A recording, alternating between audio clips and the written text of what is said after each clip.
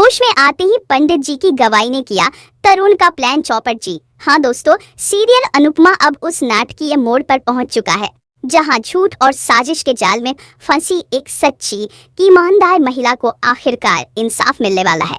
कहानी की शुरुआत होती है अस्पताल में भर्ती पंडित जी के होश में आने से। डॉक्टरों की चिंताएं तब और बढ़ जाती हैं जब उन्हें पंडित जी की मेडिकल हिस्ट्री की जानकारी नहीं मिल पाती। डॉक्टर अनुपमा से कहते हैं कि वे तुरंत उनके घर से पुरानी दवाइयां या कोई परिजन ले आएं। अनुपमा, जो हर पल पंडित जी की जान बचाने के लिए जुटी हुई थी, दौड़कर उनके घर पहुंचती है ताकि समय रहते सही इलाज किया जा सके। लेकिन इसी वक्त वही तरुण पंडित जी का बेटा, जो कई महीनों से प्रॉपर्टी के लालच में अपने ही पिता के खिलाफ साजिशें रच रहा था, एक नीच योजना बनाता है। वह चुपके से अनुपमा का एक वीडियो बनवाता है जिसमें वह घर का सामान उठाते हुए दिख रही होती है और उसी को सबूत बनाकर पुलिस में अनुपमा के खिलाफ झूठा चोरी का मामला दर्ज करवा देता है। उसका मकसद था कि अनुपमा को जेल भिजवाकर उसके चरित्र पर कीचड़ उछाला जाए ताकि वह समाज में अपमानित हो और आगे कभी किसी के सामने सिर उठाकर न खड़ी हो सके।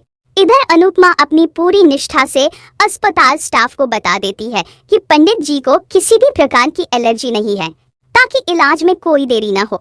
लेकिन जैसे ही पंडित जी को होश आता है, पुलिस भी वहां अनुपमा को गिरफ्तार करने पहुंच जाती है। तरुण पुलिस को उकसाता है कि अनुपमा पर ऐसे गंभीर आरोप लगाएं कि उसकी पूरी जिंदगी जेल में सड़ जाए। लेकिन इसी बीच कहानी में एक बड़ा और चौंका देने वाला मोड़ आता है जब पुलिस पंडित जी से पूछताछ करती है और सवाल करती है कि क्या अनुपमा, जो उनकी नौकरानी है, पहले भी उनके घर से कुछ चुराती थी। तो पंडित जी बिल्कुल चौंक जाते हैं। वे कहते हैं, चोरी? आप क्या कह रहे हैं? हमें तो कुछ समझ ही नहीं आ रहा। पुलिस तरुण द्वारा दिया गया वह वीडियो भी दिखाती है जिसमें अनुपमा को घर से कुछ उठाते हुए देखा जा सकता है। लेकिन पंडित जी बिना कोई देर किए एकदम साफ शब्दों में कहते हैं, ये सब झूठ है। ये सामान हमने ही अनुपमा से मंगवाया था। हमने उसे कहा था कि घर जाकर जरूरी दवाइयाँ और दस्तावेज ले आए और उसने वही किया।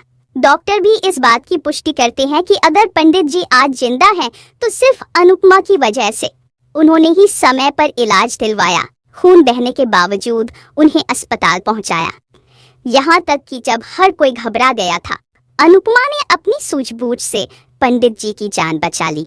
इन सभी बयानों के बाद पंडित जी भावुक होकर पुलिस से विनती करते हैं और कहते हैं, अनुपमा बेटी ने वो किया जो एक सच्चे परिवार का सदस्य करता है। अगर आज मैं जीवित हूँ तो सिर्फ उसी के कारण हूँ। उस पर जो भी आरोप लगे हैं वे झूठे हैं। हमने ही उसे घर भेजा था। अगर कोई उसे दोषी ठहरा रहा है तो मैं उसके खिलाफ खुद कोर्ट में गवाही देने को तैयार हूँ। और यही पंडित जी एक और बड़ा खुलासा करते हैं जो सभी को हिला कर रख देता है। वे कहते हैं, हमारी आज की हालत के पीछे सिर्फ हमारा बेटा तरुण है। वह नहीं चाहता था कि हम जिंदा रहें। वो कब से हमारी मौत का इंतजार कर रहा था ताकि हमारी पूरी संपत्ति हड़प सके। आपने उसी के कहने पर एक मासूम लड़की को आरोपी बना दिया। हमें तो शर्म आती है उसे अपना बेटा कहने में। पंडित जी की गवाही के बाद पुलिस को कोई और रास्ता नहीं बचता और उन्हें अनुपमा को तुरंत रिहा करना पड़ता है। अनुपमा, जो कुछ देर पहले तक बेगुनाह होते हुए भी सलाखों के पीछे जाने वाली थी, अब सबके सामने सर ऊंचा करके बाहर निकलती है।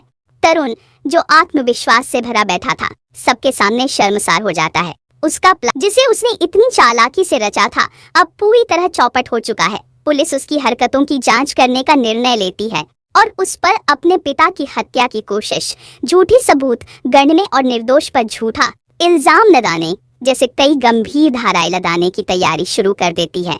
वहीं पंडित जी अनुपमा का हाथ पकड़कर सभी के सामने घोषणा करते हैं, आज से अगर मेरा कोई सच्चा बेटा या बेटी है तो वह सिर्फ अनुपमा है। हमारे रिश्तेदारों ने तो सिर्फ खून का रिश्ता निभाया, लेकिन अनुपमा ने वो किया जो खून का नहीं, आत्मा का रिश्ता करता है। कहानी यहीं थमती नहीं। अपकमिंग चैट में सबसे बड़ा मोड़ तब आता है जब पंडित जी एक ऐसा फैसला लेते हैं जिससे पूरी कहानी की दिशा बदल जाती है।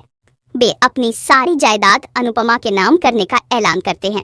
यह सुनकर पूरे परिवार में हड़कंप मच जाता है। तरुण, जो सारी संपत्ति के लालच में अपने ही पिता के खिलाफ गया था, अब एकदम खाली हाथ रह जाता है।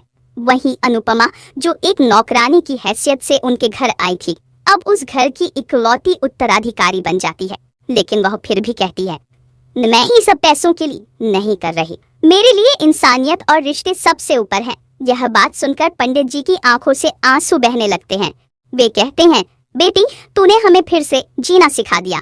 अब सीरियल अनुपमा की कहानी एक नई दिशा की ओर बढ़ती है, जहां अनुपमा सिर्फ एक नौकरानी नहीं बल्कि एक नारी शक्ति की मिसाल बनती है। एक ऐसी महिला जिसने झूठ, साजिश, अपमान और धोखे को अपने मजबूत इरादों से हराया और समाज के सामने यह सिद्ध किया कि सच्चाई चाहे जितनी भी देर से सामने आए पर आती जरूर है।